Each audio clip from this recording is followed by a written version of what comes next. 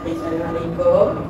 Assalamualaikum. Okey, jadi kami dari UM. Okey, kami datang hari ni nak buat dulu ramah atau pengunduan yang Cikgu Najha berkaitan dengan kod etika kaunselor lah.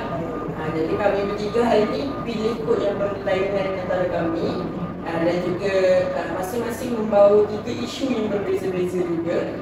Okey, jadi sebelum kami mulakan interview ni, kalau boleh kami nak persilakan Cikgu Najha untuk memberi pengenalan sedikit tentang diri Cikgu, macam nama, umur, mungkin tempat tinggal, macam tadi lah. Latar Cikgu. Okey, terima kasih Lia dan juga Najah dan Sarah. Terlebih dahulu Cikgu sangat menghargai kamu kerana sudi memilih Cikgu dan juga sekolah Cikgu untuk sama-sama Cikgu berkongsi dengan kamu. Cikgu pun bukan yang pandai sangat, tapi bolehlah sikit-sikit nak berkongsi dengan kamu. Cikgu perkenalkan diri Cikgu. Cikgu adalah guru Najha Buku Satu. Biasanya yang di sini ataupun murid-murid Cikgu mengenali Cikgu dengan Cikgu Nurul. Cikgu Nurul lah, dia panggil Cikgu Nurul. Okay. Tahun ni umur Cikgu berapa tua dah ini? 46 tahun. 46 tahun ni dah tua lah. 46 tahun. Ini adalah tahun yang ke-24 Cikgu sebagai guru bimbingan kaunseling. Cikgu mula posting 2001. 2001? Kamu dah lama. Kami tak lahir. 2001 saya tak lahir. Lahir tahun dah. Dalam kandungan. 2001 Cikgu posting. Cikgu adalah graduan daripada Universiti Putra Malaysia. Bachelor Pendidikan Bimbingan dan Kaunseling lah. 2001 Cikgu posting sehingga 2005 di SMK Pentalan Ipoh Perak. Itu tempat posting Cikgu lah. Kemudian 2005 bila Cikgu berkahwin, Cikgu balik ke Bukit di SMK Derma. Di Derma lama Cikgu, 2005 sampai 2020. 15 tahun. Kawan saya yang dia kenal Cikgu sebab dia dari rumah juga. 2021 baru Cikgu pindah ke sini sampai sekarang. Jadi ini adalah sekolah yang kita ada Cikgu lah. Maknanya Cikgu baru 4 tahun juga sekolah ni. Baru nanti. Lama di SMK. Dan Cikgu juga ada lesen. Kita kan ada kaunseling dasar. Jadi baru 24 tahun pengalaman Cikgu sebagai guru kaunseling. Tak lama pun, tak banyak pun. Ada lesen. Cikgu supaya kami. Jadi Cikgu memang Cikgu suka dengan tugas Cikgu sekarang sebagai guru kaunseling. Dan Cikgu rasa seronok boleh dapat proses dengan itu sedikit sebanyak pengalaman Cikgu. Cikgu asal dari Perlis kan? Cikgu asal daripada Kedah. Kodiang Kedah. Kodiang. Kedah. Saya Bukit Kayu Hitam. Oh. Dia tak kenal duduk situ. Serba sikit lah. Cikgu, jadi saya tanya, apa yang buatkan Cikgu nak sambung course education counselling? Cikgu macam ni, cita-cita Cikgu memang Cikgu nak jadi Cikgu. Zaman Cikgu dulu tidak ada bimbingan daripada siapa-siapa. Oh, kamu kena jadi guru ni, kamu tak ada. Pandai-pandai lah kamu. Zaman Cikgu dulu ada kaunselor tapi kaunselor yang dilantik di sekolah, bukan full time lah. Jadi bila duk pilih kan, pilih kos pendidikan kan, Cikgu dengan kawan nak pilih kos apa? Nak jadi cikgu ni, cikgu matematik tak pandai matematik, cikgu BM misalnya karangan nak kena baca, nak baca lagi, kaunseling ni apa benda lah, kita try lah. Oh macam ni kaunseling pun saja, kita bukan sekadar membantu anak-anak murid kita, tapi kita juga membantu diri kita, membantu anak-anak kita, family kita dan kawan-kawan di sekeliling kita.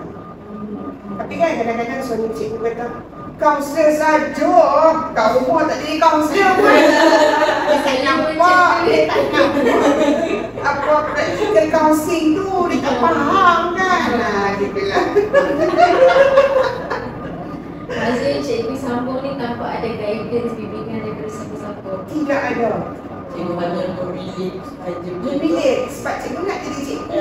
Ada cikgu apa dulu dekat UPM dia adalah ada cikgu ni, cikgu kau ni tak mau lah, kau susah ni. Counselling ni macam pelik. Macam pelik. Tak pernah dengar. Macam belum dapat Belum, pendengaran itu lagi. macam zaman cikgu dulu. Tak adalah macam nak explore sangat. Counselling tu apa, tak ada. Macam kita ni kan macam-macam. Google je keluar. Apa, chat GPT pun benda kan. Dulu, apa benda lah. Boleh lah, counselling lah. Kita tengok, kau belajar tentang jiwa, tentang perasaan, tentang tingkah laku. Cikgu nak, boleh lah. Jadi awal-awal cikgu start belajar, cikgu rasa macam susah ataupun cikgu terus macam kok suku. Menarik. Menarik. Cikgu menarik lah. Kan mula kalau kita counselling kan mula kita belajar teori counselling. Teori ni fahaman dia tentang manusia macam mana. Teori ni tentang fahaman manusia macam mana. Jadi dia menarik. Macam seronok lah, macam tak ada lah macam sun, mek tu kan. Sebenarnya fakta je. Terlampau fakta sampai. Itu serba sedikit tentang pengalaman saya. Okey. Jadi kita dah boleh masuk. Boleh lah. Saya rasa.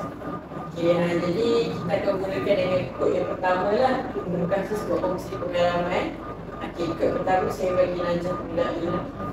Jadi saya pilih kod yang pertama, insyurkan pertama. Kod saya pilih adalah bahagian ni, iaitu bunga menolong.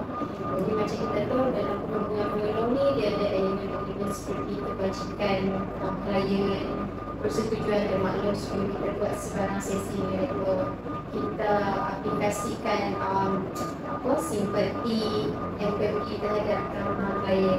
Jadi soalan saya untuk yang pertama, untuk kebajikan klien ni diadakan. Jadi contoh situasinya macam seorang pelajar ni dia berisiko tinggi, macam dia pernah menyuarakan ingin mencederakan diri disebabkan oleh masalah-masalah yang berlaku dalam hidup pelajar itu sendiri, tetapi dia dilepaskan begitu sahaja oleh kaunselor. Sebab kaunselor ni menganggap pelajar itu macam nak cari perhatian. Kadang-kadang kan kita ada sifat macam tu kan, kita macam cakap pelajar ni mungkin saja nak mesej nak cari perhatian untuk dapat perhatian daripada kawan dia ataupun cikgu-cikgu dia kan. Jadi soalan saya, dalam pengalaman cikgu sendiri, apa cabaran utama dalam memastikan kebajikan klien ini sentiasa diutamakan, terutamanya apabila melibatkan pelajar-pelajar yang berisiko tinggi seperti yang saya katakan? Cikgu ada beberapa kes lah sepanjang cikgu jadi guru-guru kaunseling yang berkaitan dengan ini lah, berkaitan dengan nak menciptakan diri dan sebagainya. Cikgu tak ambil enteng, cikgu tak ambil benda tu macam belajar tadi kan. Taklah ambil benda tu macam nak perhatikan tidak. Cikgu merasakan apa yang dia kongsikan itu memang dia rasa, dia terfikir untuk lakukan itu. Jadi dari segi kebajikan, cikgu cuba untuk sentiasa mendampingi. Maksudnya, contohnya pagi-pagi kalau cikgu jaga dekat pintu pagar ni, contohlah India lah, klien cikgu. Dia makan dah hari ini, sihat hari ini, dia okey. Semalam tidak apa-apa. Jadi kita nak macam nak membina keras dia, kebajikan dia, makan dia secara tidak langsung, dia akan rasa macam seolah cikgu ambil berat. Dia rasa seolah-olah ada cikgu yang care. ada cikgu yang bertanya habaq pada dia. Pelajar-pelajar ni, sebab kadang-kadang Najah, background family kan, contohnya mak ayah yang sibuk ke, ataupun mak ayah yang memang jenis tak apa nak peduli. Tak ada siapa orang. Jadi kita selalu berkongsi, malahan apatah lagi kita dah tahu. Bila kongsi dengan kita kan, itu bagi cikgu, bajikan itu adalah sangat penting dan bukanlah bermaksud kita care dia 24 jam, tidak. Kita pun di luar kemampuan dan di luar kuasa kita. Cuma kita cuba lah dia tanya apa dia. Kadang-kadang kan kalau kita beli rumah kan, aku bantu dekat dia. Dia dah rasa macam mana cikgu? Cikgu kasih, cikgu dah aku dulu je. Tapi perasaan dia hargai itu. Perasaan rasa di-care itu adalah sangat penting lah. Cikgu sebenarnya bila ada care macam ni, cikgu bimbang tau. Cikgu rasa macam, cikgu ni tak buat apa lagi. Cikgu ni, memang cikgu takkan lepas. Memang cikgu takkan lepas. Sebab kita kena sentiasa follow up. Follow up tu bukan secara tidak, bukan hanya dalam sesi kita saja. Kan? Itu macam formula dalam sesi ni ada maksudnya. Di luar sesi tanya apa. Kita juga boleh tanya cikgu-cikgu dalam kelas. Ada macam kelas sekali kan cikgu-cikgu kelas kan lebih tahu karakter yang sifat dalam kelas macam mana kan. PRS kita dekat sekolah ada PRS, kita juga PRS tu memberikan peranan punya habaqnya. Itulah bagi tanya cikgu.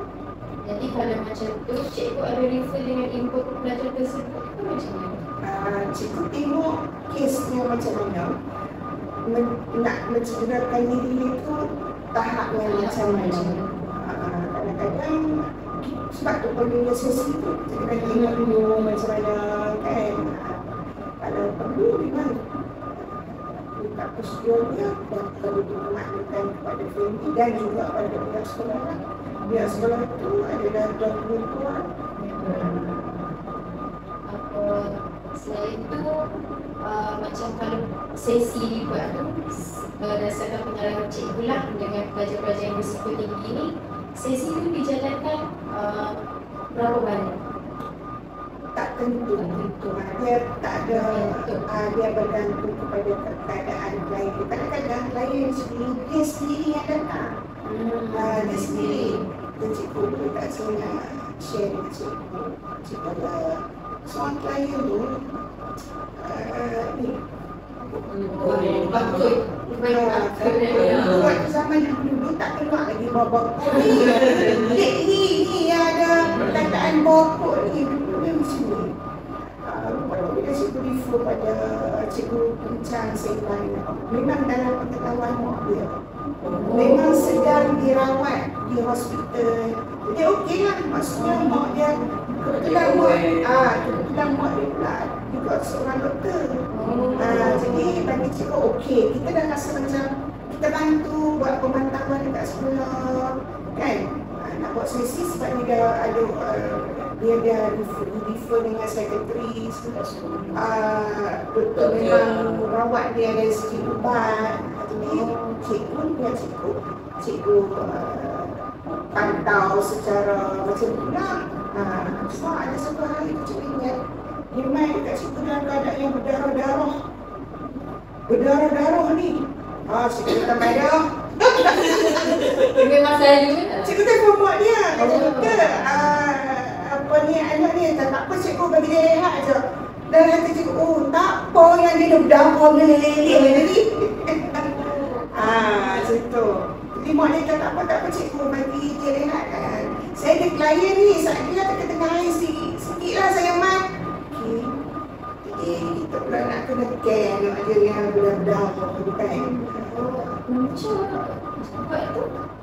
Dia sebenarnya memang ada psychiatrist lah. Dia memang mental health punya problem lah. Jadi sebelum nak sampai ke tahap itu adalah proses-prosesnya. Itu bagi cikgu dia memang menceritakan diri dia, tetapi dia dah berada dalam keadaan kondisi yang dia tak sedar. Kadang-kadang ada gangguan lain. Dia buat tu pun tak rasa sakit semua sebab dalam keadaan tak sedar.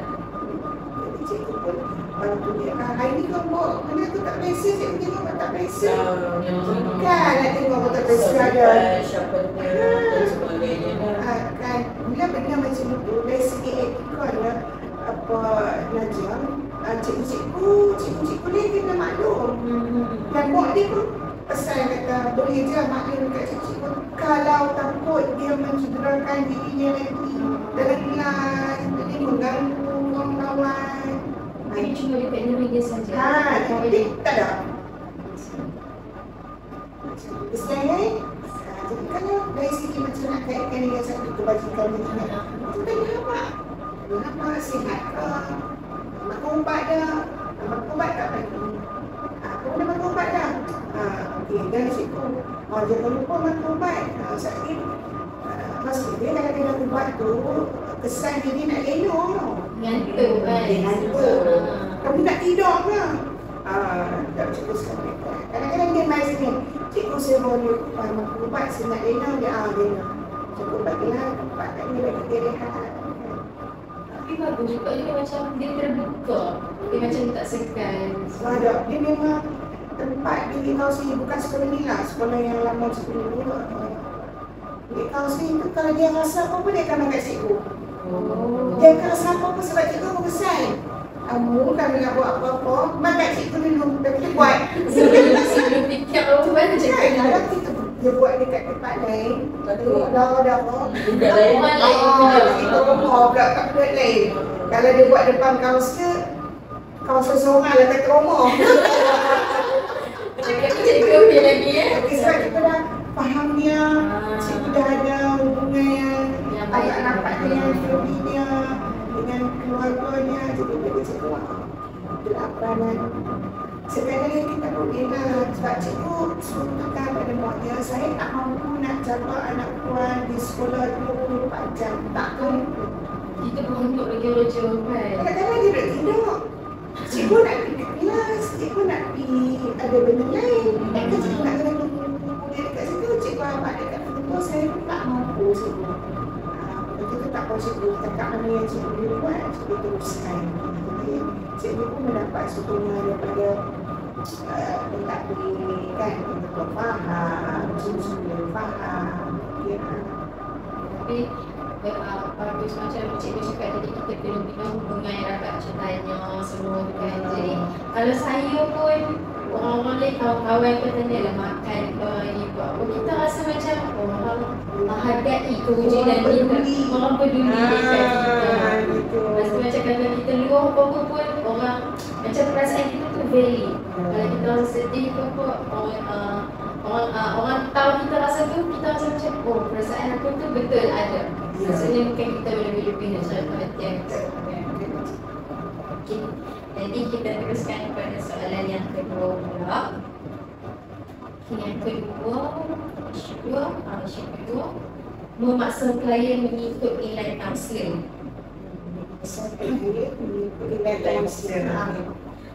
Contohnya menghindari, ini dalam etika yang saya pilih, menghindari kemudaratan dan memaksa menerima nilai-nilai kaunseling. Contohnya, kaunselor ni nasihatkan seorang pelajar ni yang hamil luar nikah supaya bertaubat dan jangan bergaul dengan lelaki langsung. Macam kita tahu lah kan, macam kalau kawan-kawan kita pun kan, kalau buat benda, tak apa dah buat macam tu, orang kena taubat dan dosa ni semua kan. Tapi kita tak bagi ruang dekat dia untuk dia jelaskan kenapa, apa sebab dia jadi macam tu. Ataupun kita tak tahu latar belakang pelajar tersebut. Jadi soalan saya, bagaimana kaunselor mengelakkan diri daripada memaksakan nilai peribadi itu kepada klien, terutamanya dalam isu sensitif seperti kehamilan wanita ataupun orientasi seksual? Maksudnya klien tu, cikgu macam kurang jelas, maksudnya klien tu memang dah hamil ke macam mana? Mana hamil. Mungkin dia buat, kalau bukan hamil pun macam buat perkara-perkara yang dia tadi lah. Okey, bagi cikgu, dia maksudnya dia mengaku dan mengakui apa dia buat tu pun dah satu perkara yang memudahkan proses kaunseling kita seterusnya. Jadi apa yang kita perlu buat lagi ialah bagi cikgu tak apa, kita terima dia, kita bincang dengan dia, apa tindakan dia kadang-kadang dia pun tak ada nak fikir lah. Bila berlaku dia pun tak ada nak fikir. Jadi kita cuba tengok apa isu dia, masalah dia, kita bincangkan alternatif apa yang dia boleh buat. Jadi kita bantu dia untuk mencari alternatif yang dah berlaku lah. Apa yang dia nak kena buat. Satu nak selamatkan diri dia, yang kedua selamatkan kandungan dia. Jadi kita bincanglah satu persatu supaya dia faham. Ini pilihan pertama yang ada, pilihan yang kedua, pilihan yang ketiga. Kita bincang sama-sama dengan dia.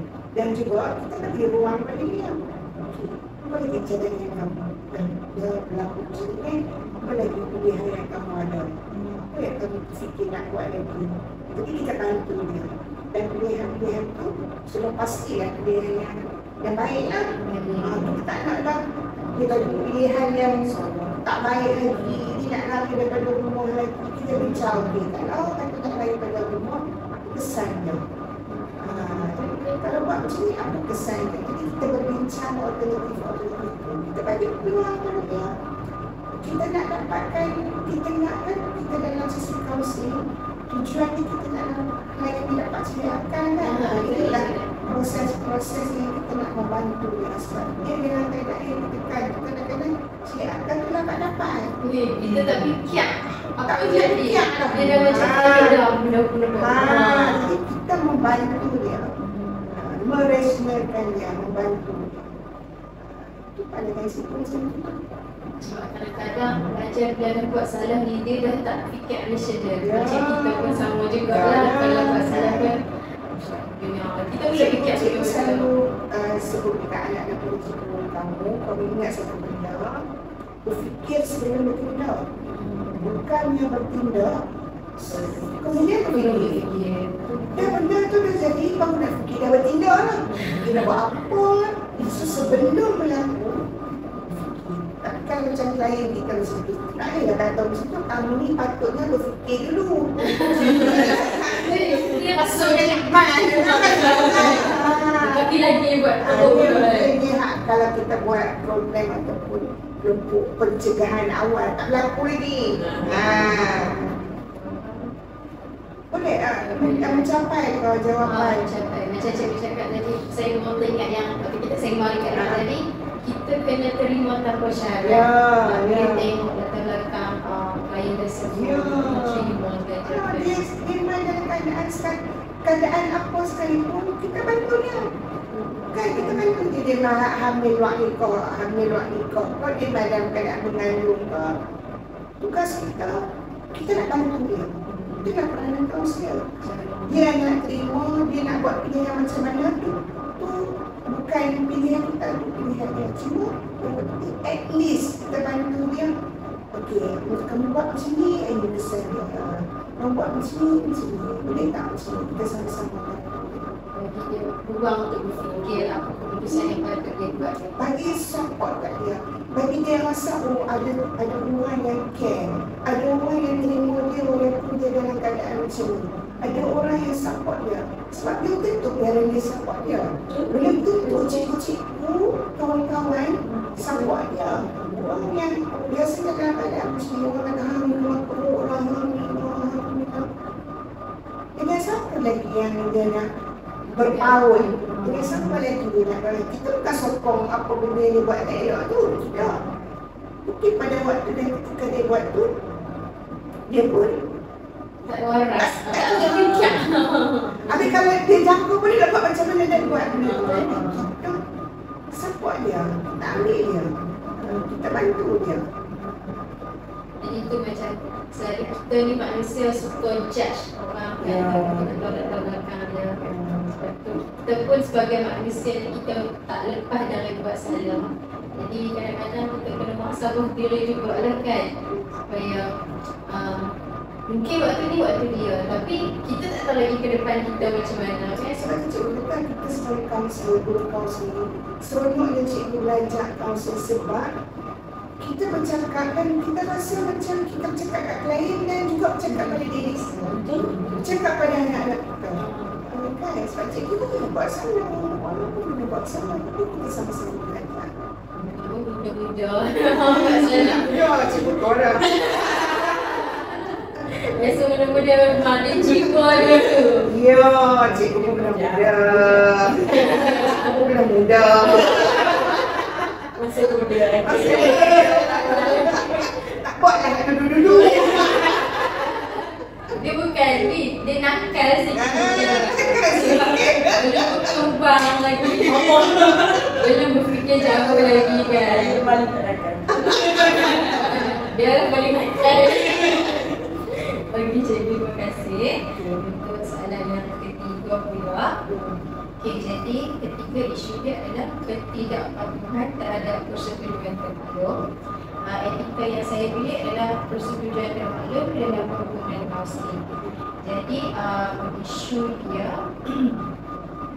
pelajar ni dibawa masuk oleh guru disiplin untuk menjalankan sesi kaunseling, tapi tak dijelaskan apa tujuan dan sebabnya. Jadi dia pun tak ada pilihan untuk menolak sesi tersebut. Jadi macam pelajar ni pun jadi macam, kenapa aku dia bawa ke sini? Aku dah buat salah apa? Atau waktu tu memang dia dah buat salah tapi tak bagi tahu kenapa. Jadi dia macam terpinga-pinga.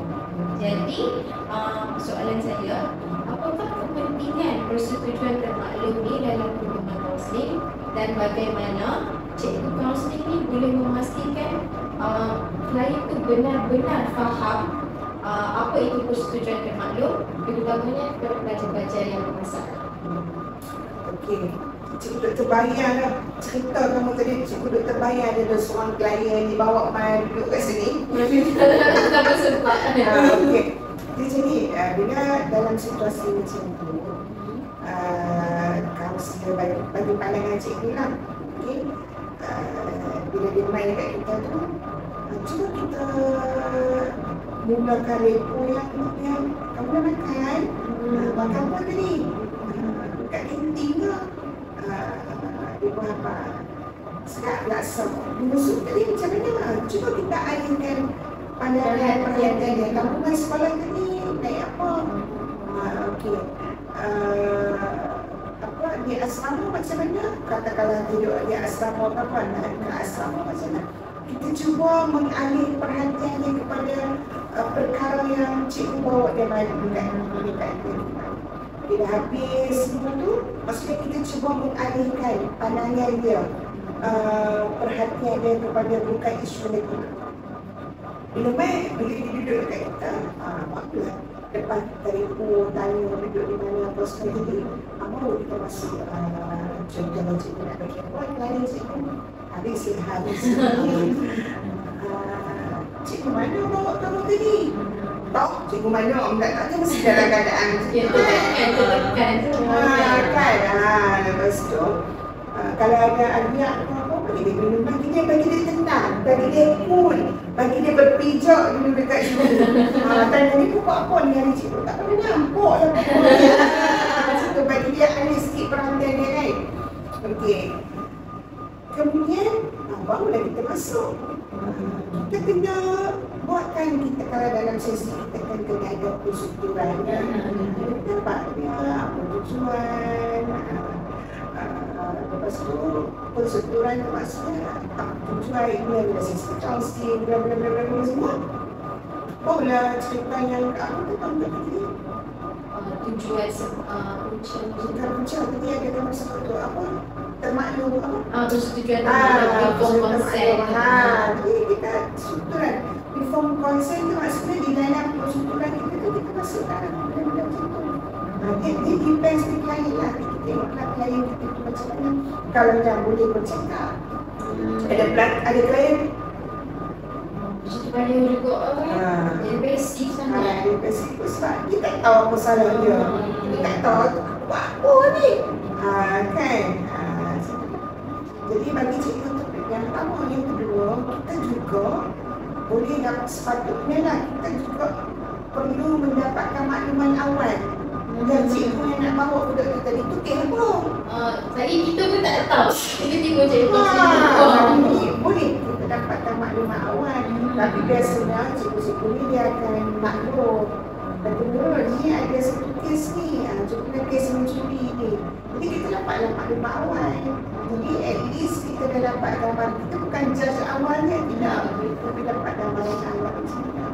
Sebab kalau kita tiba-tiba panggil macam tak diberita tak mana-mana barang, kita pun tak tahu apa yang jadi.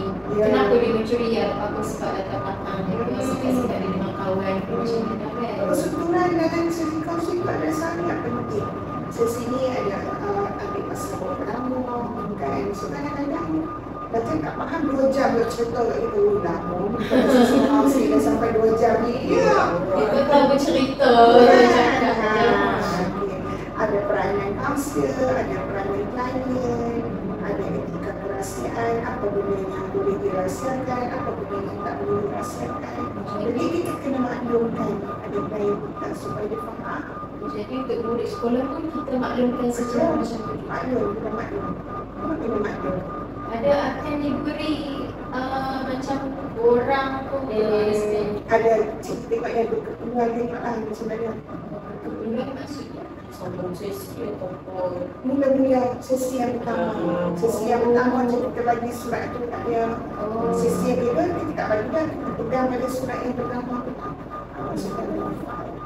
Maksudnya setiap kali yang akan buat sesi dengan cikgu, memang cikgu akan bagi orang. Ya. Kecuali macam aktiviti bimbingan kaunseling. Kita kan ada sesi kaunseling dengan seperti bimbingan kaunseling. Kalau dia nak main cikgu macam mana nak buat jadual belajar. Jadual belajar tu kan macam kita bimbingan dia lah. Cikgu macam mana nak belajar, nak ingat teknik mengingat tu. Bagi cikgu bimbingan lah. Tak ada buat sesi kaunseling. Okey, boleh dapat. Boleh. Jadi dengan persetujuan kemaklum tu, bila pelajar tu dah tahu apa sebab mereka dipanggil tu, mereka jadi yang kita buka. Ya. Taklah rasa macam terpinga-pinga Ya. kenapa. Ya, kita cerita kita banyak ni. Okey. Terima kasih saja. Okey.